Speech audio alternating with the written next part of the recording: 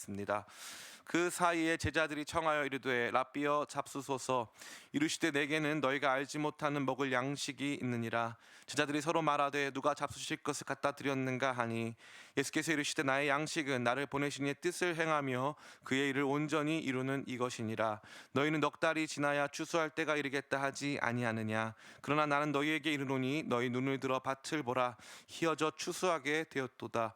거두는 자가 이미 싹도 받고 영생에 이르는 열매를 모으나니 이는 뿌리는 자와 거두는 자가 함께 즐거워하게 하려 함이라. 그런즉 한 사람이 심고 다른 사람이 거둔다 하는 말이 옳도다. 내가 너희로 노력하지 아니한 것을 거두러 보내었노니 다른 사람들은 노력하였고 너희는 그들이 노력한 것에 참여하였느니라. 여자의 말이 내가 행한 모든 것을 그가 내게 말하였다 증언하므로 그 동네 중에서 사마리아인이 예수를 믿는지라. 많은 사마리아인이 예수를 믿는지라. 사마리아인들이 예수께 와서 자기들과 함께 유하기를 청하니 거기서 이틀을 유하심에 예수의 말씀으로 말미암아 믿는 자가 더욱 많아 그 여자가 말하되 이제 우리가 믿는 것은 그 여자에게 말하되 이제 우리가 믿는 것은 내 말로 인함이 아니니 이는 우리가 친히 듣고 그가 참으로 세상의 구주신 줄 알미라 하였더라. 아멘. 몇 해 전부터 청년 청소년들 사이에서 쓰이는 단어가 있습니다. 그것은 바로 인싸, 아싸라는 단어죠. 인싸는 인사이더의 줄임말로 한마디로 공동체 중심에서 많은 사람들의 관심과 사랑을 한 몸에 받는 사람들을 의미하는 것입니다. 아싸는 당연히 그와 반대로 아웃사이더를 줄임말로써 공동체 주변에 머무르면서 사람들의 관심과 사랑으로부터 멀어진 상태에 있는 사람들을 말하는 것이죠. 여러분은 어떠십니까? 여러분은 인싸이십니까? 아싸이십니까? 오늘 우리 대표 기도를 해주신 우리 한동욱 청년은 유튜버인데요. 인싸 유튜버입니다. 그래서 많은 어린이들이 또 저를 비롯한 어른들이 굉장히 좋아해주는 우리 유튜버인데요. 인싸입니다. 그런데 저는 가만히 생각해 보니까 인사이더는 아니고 아웃사이더 같습니다. 식당에 가서도 늘 사람들이 별로 없는 구석 자리를 좋아하는 것은 당연하지요. 근데 뭐 제가 여러분에게 저 자신이 인사이더인지 아웃사이더인지 인싸인지 아싸인지를 말씀드리는 것보다 더 중요한 것은 우리 그리스도인들이 이 세상에서 인사이더인가 아웃사이더인가에 대한 이야기가 더 중요하다고 저는 생각합니다. 단도직입적으로 말해서 교회는 세상의 인싸입니다. 세상의 인사이더라는 거죠. 특별히 세상의 아웃사이더 같은 사람들을 변화시켜 세상 중심으로 향하게 하는 것이 복음의 능력이요 하나님께서 하시는 일입니다. 하나님은 세상의 아웃사이더를 변화시키셔서 세상의 인사이더로 만들어 가시는 것입니다. 오늘 말씀은 저와 여러분 모두에게 그러한 내용을 던져주고 있습니다. 우리는 계속해서 사마리아 수가라는 한 도시에서 일어난 사건을 통해 하나님의 말씀을 생각해 보고 있습니다. 지지난주 우리는 예수님의 여정에 집중했습니다. 요즘 여정이란 단어도 굉장히 핫한 단어인데요. 윤여정 씨 때문인데 예수님의 여정에 우리가 지지난주에 집중했죠. 그 여정은 이른바 선을 넘는 행위였습니다. 의도적으로 계산되어 감행된 여정이었죠. 일반적으로 가지 않는 경로로, 일반적으로 가지 않는 시간에, 일반적으로 만나주지 않는 사람을 만나기 위한 그러한 여정이었습니다. 이러한 모든 여정은 예수님의 사역을, 예수님의 삶과 죽으심과 부활을 우리 모두에게 보여주는 매우 함축적이고 의미심장한 여정이었다고 할 수 있는 것이죠. 영원한 생명수를 주시고자 자신의 삶을, 자신의 물과 피를 다 쏟아 우리 가운데서 당신의 생명을 내어주시고 영원한 생명수를 우리 가운데 주시는 그러한 부분을 설명해 주는 여정이었다는 것을 우리는 지지난주에 생각해 보았습니다. 그리고 지난주에는 이 모든 여정의 종착지가 되었던 한 영혼에 집중하는 시간을 가졌습니다. 반쪽짜리 진실과 반쪽짜리 거짓 사이에 자신을 숨겨왔던, 그렇게 감추어진 그 여인을 향해 예수님은 말씀을 건네고 계셨습니다. 예수님은 세상에서 가장 위대한 상담가이시기에 어느새 그녀의 높은 성벽과도 같은 이 마음은 모든 벽이 다 허물어지고요. 그녀 자신의 처지를 보게 하시고 그러한 상황보다 더 깊고 심오한 그녀의 영적 목마름과 갈증을 그 영적 목마름과 갈증의 샘을 예수님께서 터뜨려 주십니다. 이제 오늘 말씀은 그 한 여인, 한 영혼에서부터 출발하여서 한 도시와 공동체가 어떻게 변화되었고 그러한 변화에 대해 예수님은 어떠한 마음을 또 어떠한 말씀을 하셨는가에 집중하는 시간을 갖기를 원합니다. 아무쪼록 오늘 말씀을 통해서 우리 같은 아웃사이더들을 세상의 중심으로 보내사 세상을 변화시키는 인사이더로 삼으시는 예수님을 함께 바라보게 되시기를 예수님의 이름으로 축원합니다. 아멘. 오늘 본문은 크게 두 부분으로 나누어 생각해 볼 수 있습니다. 첫 번째 부분은 바로 예수님과 제자들의 대화가 되겠죠. 제자들은 피곤한 여정의 끝에서 허기짐을 채우고자 양식을 준비하러 잠깐 다녀왔습니다. 그리고 그 양식을 가지고 예수님께 나와왔죠. 그리고 나서 얘기합니다. 우리 31절부터 34절까지 말씀 같이 읽어보겠습니다. 시작. 그 사이에 제자들이 청하여 이르되 랍비여 잡수소서. 이르시되 내게는 너희가 알지 못하는 먹을 양식이 있느니라. 제자들이 서로 말하되 누가 잡수실 것을 갖다 드렸는가 하니 예수께서 이르시되 나의 양식은 그의 일을 온전히 이루는 이것이니라. 아멘. 예수님께 양식을 드렸던 예수님께서 나는 너희가 모르는 양식이 있다. 참 제자들 입장에서 억울할 수 있죠. 양식을 갖다 드렸는데 예수님 몰래 숨겨놓은 예수님만의 그런 부식이 있었다고 생각하면 참 섭섭할 수 있을 것 같은데, 이와 같은 대화는 예수님께서 중요하게 여기시는 것, 예수님께서 더욱 가치 있게 여기시는 것이 무엇인가를 우리 가운데 강하게 보여주고 있는 것입니다. 그렇습니다. 예수님의 양식은 나를 보내신 이의 뜻을 온전히 이루는 것이라고 하십니다. 하나님, 다시 말해 예수님을 보내신 하나님 아버지의 뜻을 온전히 성취하는 것이 예수님에게는 양식, 우리가 먹고 사는 문제보다 훨씬 중요한 궁극적 가치와 의미를 가진 것이라고 예수님께서 말씀하시는 것이죠. 그리고 나서 하시는 말씀이 무엇입니까? 추수에 대하여서 말씀하십니다. 그러니 우리는 예수님의 궁극적 관심, 예수님께서 나를 보내신 이의 뜻을 성취하는 것에 내 모든 양식이 있을 정도로, 그것이 내 양식일 정도로 관심이 많으신데, 그것이 바로 추수라는 것을 우리는 바로 알 수가 있는 것입니다. 그리고 나서 이게 첫 번째 부분이고요. 두 번째 부분은 바로 이 여인의 사역과 활약을 통해서 사마리아인들 전체가, 이 당시 이 사마리아 수가성에 있던 그 도시에 있는 사람들이 예수님을 구주로 영접하는 장면을 보여주고 있습니다. 우리 말씀을 한번 또 같이 읽어보기를 원합니다. 우리 39절부터 같이 42절까지 같이 읽겠습니다. 시작. 여자의 말이 내가 행한 모든 것을 그가 내게 말하였다 증언하므로 사마리아인들이 와서 자기들과 함께 유하시기를 청하니 거기서 이틀을 유하심에 예수의 말씀으로 말미암아 믿는 자가 말하되 이제 우리가 믿는 것은 내 말로 인함이 아니니 이는 우리가 친히 듣고 그가 참으로 세상의 구주신 줄 알미라 하였더라. 아멘. 첫 번째 부분이 이제 예수님과 제자들 간의 대화였다면, 두 번째 부분은 이 사마리아 사람들의 변화, 또 예수님께 나아오는 그들의 모습이 되겠습니다. 흥미로운 것은 이제 이 여인이 어떻게 이들 가운데 나아갔는가 하는 점이죠. 오늘 본문은 등장하지 않지만 제가 한 구절 말씀을 읽어드리겠습니다. 28절부터 30절입니다. 여자가 물동이를 버려두고 동네로 들어가서 사람들에게 이르되 내가 행한 모든 일을 내게 말한 사람을 와서 보라. 이는 그리스도가 아니냐 하니 그들이 동네에서 나와 예수께로 오더라. 아멘. 이 여성의 사역의 핵심은 일단 물동이 버려두기였고요. 두 번째는 동네로 들어갔습니다. 아주 흥미롭죠. 이 여성이 정오, 이 6시, 제6시죠. 제6시의 우물에 나온 중요한 이유는 동네 사람들을 만나지 않기 위함이었습니다. 자신이 이 동네에서 굉장히 이 배척당하고 있는 형편이었기 때문에, 자신의 그런 처지를 너무나 잘 알고 있었기 때문에 그녀는 동네 사람들을 만나기를 원치 않았습니다. 단순히 공간적인 아웃사이더가 아니라 시간에까지, 그래서 사람들이 오지 않는 시간을 택해서 이 우물가에 나왔던 것이죠. 그런데 이 여성이 이 목마르지 않았더라면, 다시 말해서 물을 마실 필요가 없었다면 많은 사람들이 모이는 공공장소인 우물까지 올 필요가 없었기 때문에 이 여성은 예수님께 나와서 뭐라고 말합니까? 내게도 그런 물을 주사 나로 다시는 이 우물에 나오지 않게 해달라고 요청하는 것 아닐까요? 그런데 흥미롭게도 이 여성은요, 물동이를 버려두었습니다.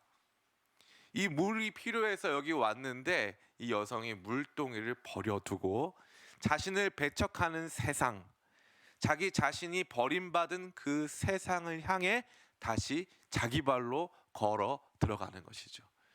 이거 참 신기한 일이 벌어지는 것입니다. 거기에 들어가서 갑자기 이 여자가 자기에게 일어난 일을 증언하기 시작했는데, 더 놀라운 것은 자기 자신들이 배척한 이 여성의 증언을 듣고 이곳에 있는 사람들이 대거로 예수님께로 나오기 시작했다는 것입니다. 참 흥미로운 것이 아닐 수 없는 것이죠. 그녀는 다시 세상 속으로 들어가고 있습니다.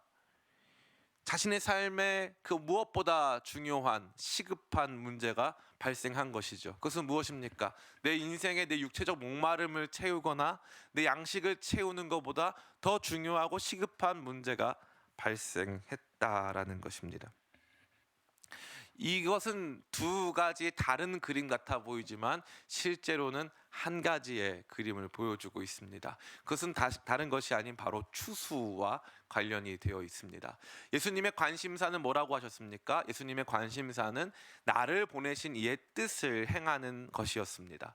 그럼 예수님을 보내신 이의 뜻은 무엇입니까? 밭이 휘어져 추수할 때가 되었다라는 것이죠. 예수님의 관심사는 추수에 놓여져 있었습니다. 거기 보면은 뿌리는 사람과 거두는 사람이 등장합니다. 그럼 예수님은 뿌리는 분일까요? 거두시는 분일까요? 예, 그렇습니다. 예수님은 뿌리는 분이십니다. 예수님이 무엇을 뿌리셨습니까? 예수님은요, 한 여인의 삶에 찾아가셔서 그녀 안에 복음의 씨앗을 뿌리셨습니다. 그녀가 가지고 있었던 깊은 영적 목마름을 해결해 줄 수 있는 영원히 마르지 않는 샘물, 영원히 마르지 않는 생명수의 이야기를 그녀에게 심으신 거죠. 그런데 놀랍게도 그녀가 지금 어디로 향하고 있습니까?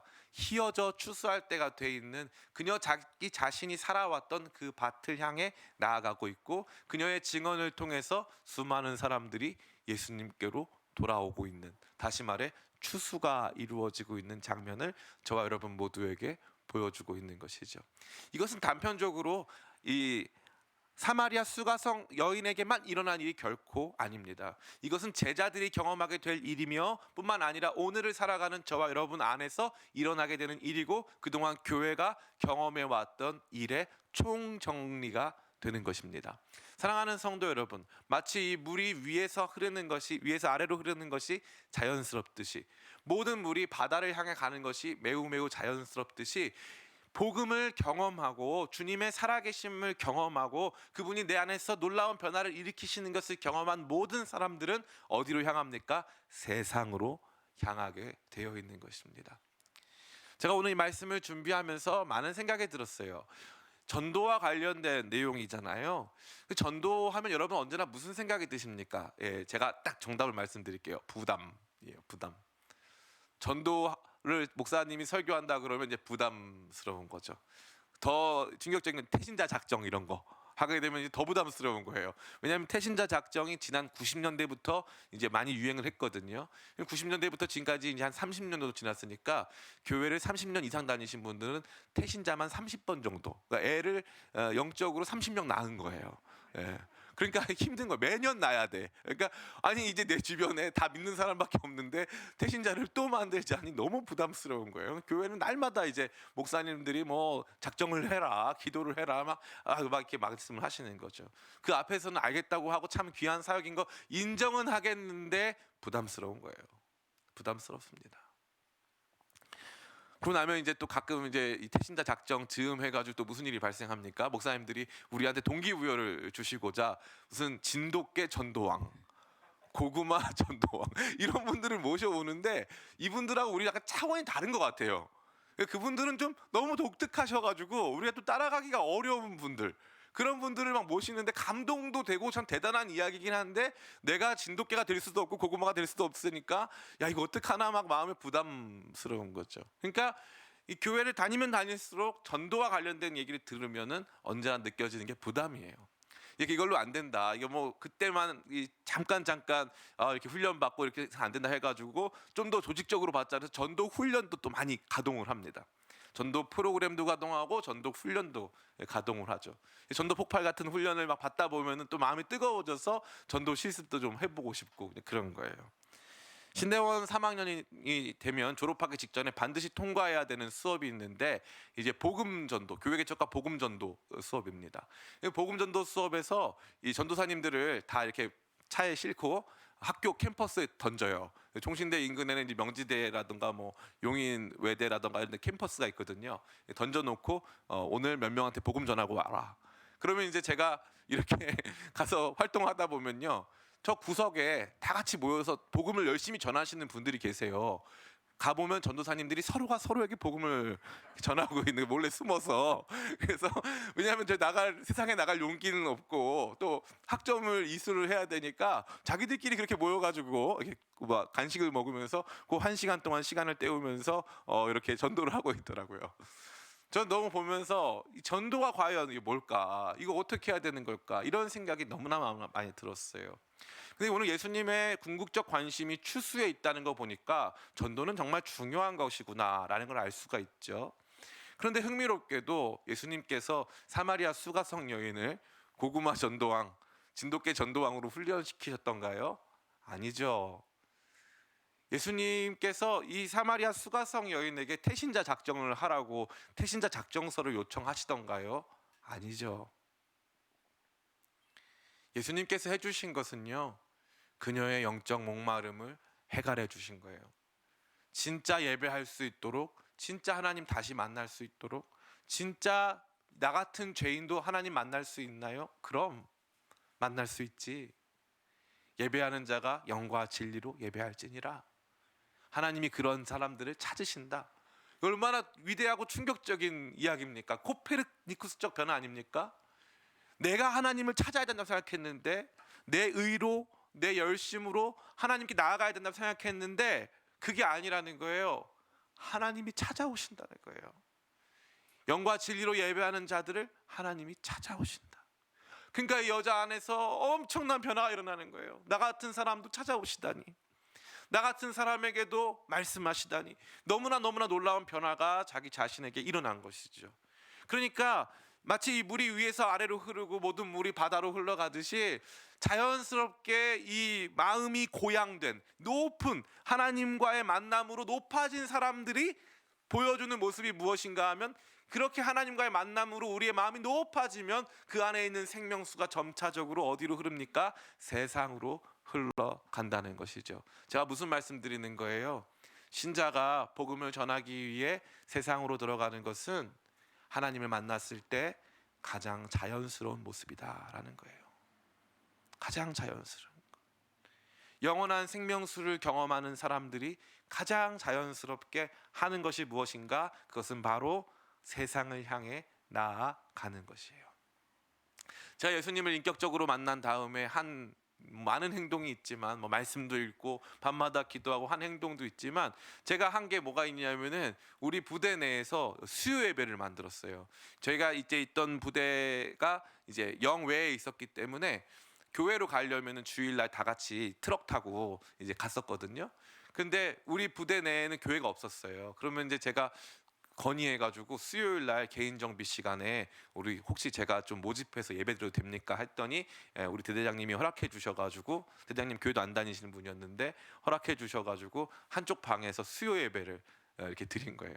그 수요 예배 드리다 보면은 별의별 애들이 다 와요.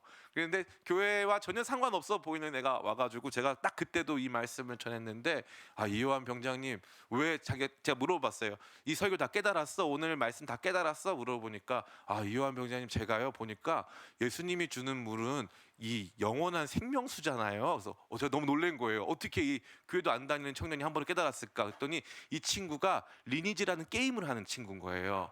그랬더니 예수님이 주는 아이템이잖아요. 그러니까 이건 대박 아이템이라는 거예요. 한 번에 이해를 하더라고요. 이 친구는 제일 비싼 아이템이니까 이거 마시면 생명수 목이 안 말라요. 그러니까 게임하는데 지장이 없다. 이거. 정말 제가 너무 놀랐어요. 준비된 영혼, 밭이 휘어져서 추수할 때를 기다리고 있는 영혼이 여기 있었구나. 막 그런 애들이 막 모여오는 거예요. 모여와서 제가 수요 예배를 만들었어요. 누가 시켰을까요? 저한테 이 개인 정비 시간이 너무 할 일이 없는 시간이어서 그랬을까요? 아니죠. 전혀 아닙니다. 저도 모르는 사이에 주님께서 제 안에 그런 열정을 주셨어요. 제가 농담 반 진담 반 맨날 말씀드리잖아요. 제가 중고나라 엄청 좋아한다고. 저는 중고나라가 참 좋아요. 왜냐하면 아주 좋은 물건을 싸게 살 수 있으니까. 근데 제가 중고나라 거래할 때마다 하는 게 있어요. 전도. 전도를 꼭 해요. 교회 다니시나 봐요. 예. 혹시 이 근처에 교회 다니세요? 제가 꼭 전도를 해요. 한 번도 돈 주고 물건 그냥 거래해 본 적은 없는 것 같아요. 꼭 가서 만나면은 교회 다니시는 분인가 봐요. 이렇게 전도를 하는 거죠. 사랑하는 성도 여러분, 누가 시키던가요? 저희 기쁨의 교회에서 여러분 전도 훈련 한 거 본 적 있으십니까? 저희 교회는 잘 안 합니다. 다만 이것은 인정해야 돼요. 예수님을 진짜 만나면 세상 속으로 들어가더라. 예수님을 진짜 만나면 그냥 혼자 있지는 않더라. 예수님을 진짜 만나면 진짜 내 안에 생명수가 넘쳐 흐르면 마치 이 계곡에서 막 물이 흘러 넘치는 것과 같이 우리 안에서 그 생명수가 흘러 넘치면 자연스럽게 물이 흐르더라. 이건 인정해야 되는 거예요. 이걸 어떻게 만들어 갈 것인지 자연스럽지가 않으니까 어떻게든지 끌어올릴 것인지에 대한 부분은 정당하고 그렇게 같이 논의할 수 있어요. 노력할 수 있습니다. 그러나 확실한 것은 이 물만 제대로 나오면, 이 생명수만 우리 가운데 제대로 있으면 자연스럽게 신자의 삶은 세상을 향하더라. 세상을 향하더라. 이 부분을 우리가 인정해야 한다는 것입니다. 사랑하는 성도 여러분, 그럼 세상은 어떤 상태일까요? 우리가 생각했을 때 세상은 지금 굉장히 교회에 대해서 배타적인 것 같죠? 세상은 교회를 굉장히 지금 미워하고 또 부정적으로 인식하고 있는 것 같죠? 저도 그렇게 생각해요. 근데 너무너무 놀라운 것은 제가 많은 선교 현장과 또 이 선교와 관련된 많은 책들을 보면서 놀라운 것은 무엇이냐면, 가장 준비되어 있지 않은 것 같은 세상이 가장 복음을 기다리고 있더라는 것이었어요. 지금 아까 우리 한동 형제가 기도해 주신 것처럼 선교의 문이 막혀 있는 것 같잖아요. 이 코비드 19 이거 코로나19로 말미암아 전 세계가 이 방역으로 다 막혀진 것 같아요. 그래서 선교사님들이 선교가 제한받는 것 같습니다. 근데 놀라운 건요, 이런 상황에서도 복음 전도가 이루어지고 선교의 문이 열리고 사람들이 개종하고 있어요. 뭐 어디에서 그런 일이 벌어질까요? 이슬람 세계 안에서 그런 일이 벌어지고 있는 거예요. 국경은 막혔는데 어떤 사람이 꿈을 꾸는 거예요. 꿈에 예수님이 나와서 말씀을 읽으라고 그래가지고 성경 말씀 읽어봤더니 그거 보고 믿고 변화돼가지고 이 방송을 통해서 막 증언하는 거예요. 너무나도 놀랍죠. 준비 안 돼 보이는 세상이지만 세상은 휘어진 밭이에요. 이제는 추수를 기다리고 있는, 누군가 찾아가서 만나주기를 바라는 그러한 곳이라는 거죠. 제가 아는 한 집사님이들 간증을 들은 적이 있는데 대단한 간증도 아니었고, 제가 이제 살짝 여쭤봤어요. 집사님은 어떻게 교회 다니게 되셨어요? 원래 모태신앙이세요? 그랬더니 전도사님, 저 모태신앙 아니에요. 저 원래 이 교회를 다니고 싶은데 아무도 저한테 교회 다니자는 말을 안 해주는 거예요. 자기 친구들 다 교회 다니는데 자기한테 교회 다니자는 말을 아무도 안 하더래요. 자기는 기다렸는데 아무도 안 와서 자기 발로 걸어왔다고 하더라고요. 그런 사람들이 많습니다.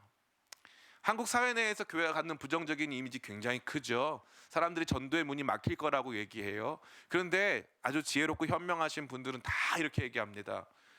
교회에 대해서 부정적인 이미지가 있고 교회가 여러 가지 부분에 있어서 사람들의 배척을 받는 것 같아 보이지만, 사실 사람들은 교회에 대해서 많은 기대가 있고, 인생의 제일 중요한 문제에 대해서는 우리 부모님이 돌아가신다던가, 내가 몸이 아프다던가, 내 삶에 어디로 가야 될지를 모르겠다던가, 문제가 발생했을 때는 반드시 교회를 향한 관심이 생긴다는 거예요.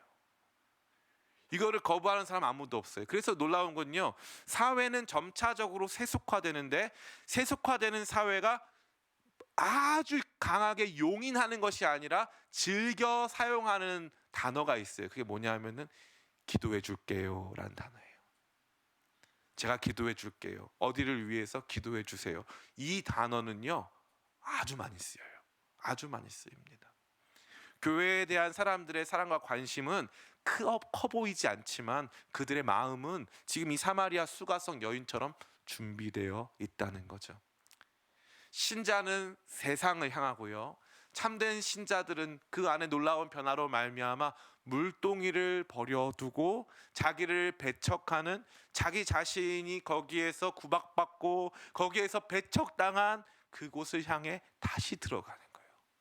웬만한 용기로 못할 텐데. 지금 용기가 중요한 게 아니에요. 제일 시급한 문제가 바로 지금 메시아가 나를 찾아오셨고요, 그분이 말씀해 주신 놀라운 이야기는 내가 하나님께 예배할 수 있는 존재가 되었다고 말해줬기 때문에 이것으로 말미암아 물동이 버려두고 세상으로 들어갑니다. 근데 그 세상은 어떤 상태라고요? 준비 완료된 상태였다는 거죠. 사마리아 수가성 여인 못 품어주는 세상이잖아요.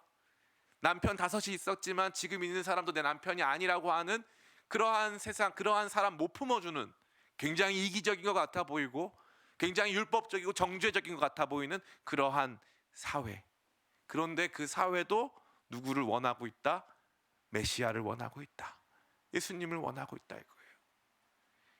여러분, 길에서 마주치는 수많은 사람들이 있죠. 메시아를 갈망하고 있어요. 원하고 있다는 거예요. 참 이 내용이 저와 여러분 모두에게 크나큰 충격을 주는 거죠. 그 사회에서 배척받고 그 사회 사람 만나고 싶어 하지도 않았던 그 여인이 증언해주는 말 한마디에 사람들이 동네에서 한 사람 한 사람씩 예수님께로 그 우물가 앞으로 나오고 있다는 거예요. 이게 바로 세상의 현 상태입니다. 여러분, 쫄지 마세요.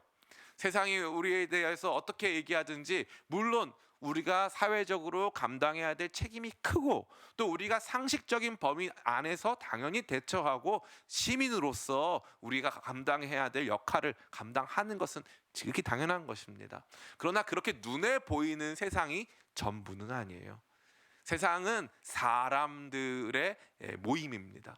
사람은 약해요. 사람은 죽습니다. 사람은 질병 가운데 놓여져 있고, 사람은 공허하고 인생의 목적을 알지 못하고, 사람은 상처받습니다. 그들이 모여 있어요. 교회는 그와 같이 너무너무나 중요한 곳이고 세상은 교회를 원하고 있는 것입니다. 세상은 복음을 원하고 있어요. 세상은 하나님을 원하고 있는 것입니다. 자, 그렇다면 이 참된 신자는 세상을 향하고 세상은 복음을 기다리고 있는 가운데서 우리 예수님은 자기 자신을 뭐라고 말씀하고 계실까요? 예수님은 이 세상 가운데 어떤 분이십니까? 우리 같이 한번 말씀을 읽어봤으면 좋겠어요. 오늘 말씀의 마지막 절이죠. 42절입니다. 같이 읽겠습니다. 시작. 그 여자에게 말하되 이제 우리가 믿는 것은 내 말로 인함이 아니니 이는 우리가 친히 듣고 그가 참으로 세상의 구주신 줄 알미라 하였더라. 아멘. 그 여자에게 말하되 이제는 내 말을 듣고 믿는 것이 아니다. 이제는 예수님을 직접 만나서 내가 듣게 됐다, 알게 됐다, 믿게 됐다 이렇게 말하고 있죠. 근데 뭐라고 믿습니까? 42절에 보니까 세상의 구주신 줄 알미라 라고 되어 있어요. 이 세상이라고 하는 단어는 헬라어로 코스모스라고 합니다. 신약 성경에 이 코스모스라고 하는 단어는 202번 정도 등장해요. 그런데 놀랍게도 요한복음에서 특별하게 이 세상이란 단어가 많이 쓰입니다. 세상이라는 단어가 아주 많이 쓰여요. 얼마나 많이 쓰이냐면요, 마태복음에서는 세상이라는 단어가 9번 등장합니다. 이 마가복음, 누가복음은 공통적으로 3번씩 등장하죠. 그런데 요한복음은 놀라지 마세요. 세상이라는 단어가 57번 등장합니다. 57번. 신약성경 전체, 신약성경 27권 중에 요한복음에만 이 세상이라는 단어가 무려 거의 4분의 1에 해당하는 숫자가 등장하는 것입니다. 왜 이렇게 세상이 중요할까요? 하나님이 세상을 이처럼 사랑하사 이 앞전에 우리 살펴봤던 예수님과 사마리아 수가성 여인의 대화 속에서 당신은 어떻게 유대인으로서 사마리아인이 나에게 물을 달라 합니까? 라고 하는 질문이 있었어요. 유대인, 사마리아인이라고 하는 경계와 구분, 민족적 갈등을 드러내는 대화였죠. 근데 지금 이 사마리아 사람들이 나와서 유대인이신 예수님을 바라보면서 고백하는 것은 이제 예수님이 세상의 구주가 되심을 우리가 압니다라는 겁니다. 예수님은 유대인만의 구주가 아니시고요. 예수님은 율법에 익숙한 이스라엘 사람들만의 구주가 아니시고요. 예수님은 동양 사람들만의 구주가 아니시고, 예수님은 서양 사람들만의 구주가 아니시고, 예수님은 백인들만의 구주가 아니시고, 예수님은 흑인들, 예수님은 동양인, 그 어떠한 인종, 민족, 그 어떠한 세계에 있는 사람들이라고 할지라도 예수님을 그들 모두가 세상의 구주로 인정한다는 거예요. 이 너무너무 중요한 겁니다. 너무너무 중요한 거예요. 민족, 인종, 문화, 시대를 넘어서서 예수님은 세상의 구주가 되신다는 거죠. 정리하면 이렇습니다.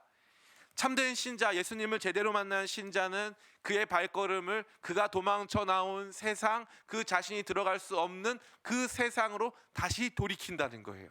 그 세상으로 들어가게 하는 거죠. 그리고 그 세상은 어떤 상태라는 거예요? 그 세상은 휘어져 추수할 때를 기다리는 밭의 상태였다는 것을 다 보여주는 것입니다. 그리고 나서 그 세상이 예수님의 말씀을 직접 들었더니 그 세상이 고백하는 건 뭐라고 고백하는 거예요? 예수님은 2000년 전에만 구주가 아니시고, 오늘만 구주가 아니시고, 어제도 계시고 이제도 계시고 장차 오실 세상의 구주이십니다라고 고백하는 거예요. 저는 이것이 너무나 아름답다고 생각합니다.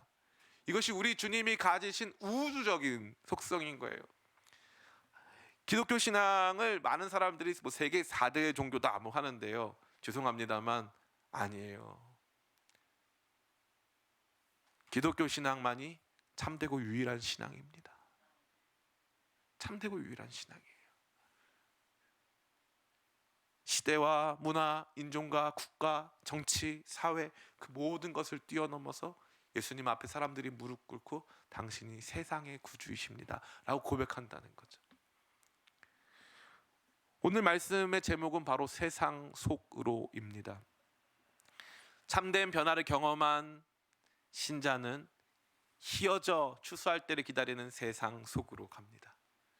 세상의 구주이신 예수님은 그 한 여성을 통해서 그 세상의 소개를 받으시고 세상과 만나시고 세상의 고백을 받으시는 것이죠. 이것이 바로 교회의 영광스러운 모습이 되는 것입니다. 매번 등장하는 이야기지만 절은 산에 있고요, 교회는 도시에 있습니다. 심지어 유럽에 가보면요, 교회는 언제나 도시 중심에 놓여져 있습니다. 도시 중심에서 사람들을 다 품어 주는 것이죠. 세상의 이야기를 다 받아내는 것입니다. 교회는 세상과 함께 해야 합니다. 교회는 세상과 동떨어져 살아갈 수 없습니다.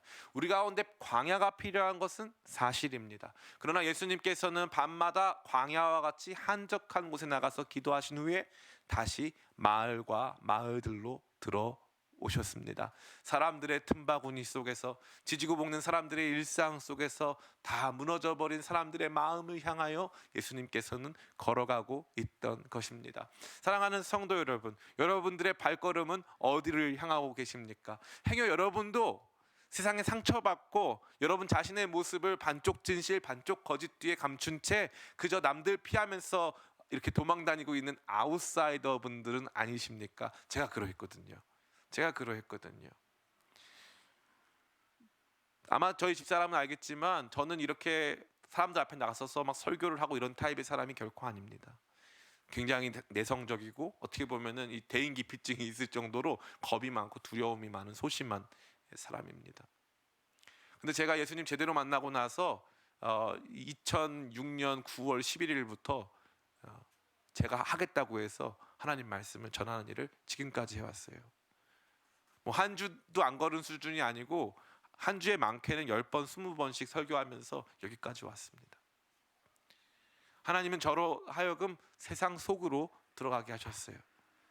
세상 사람들을 만나게 하셨고 그들과 대화하게 하셨고 그들 속 안에 있는 영적 목마름에 집중하게 하셨습니다.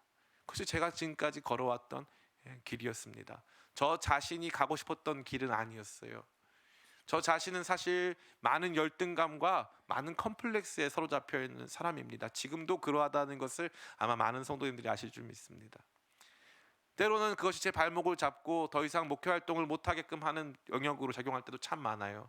근데 흥미로운 건 내가 이렇게 부끄러우면 하지 말아야 되겠다 할 때가 있는데 내 마음 안에 말씀이 들어오면요, 다시 세상을 향해, 다시 사람들 사이로, 다시 누군가를 만날 힘과 용기를 얻게 되는 것이죠.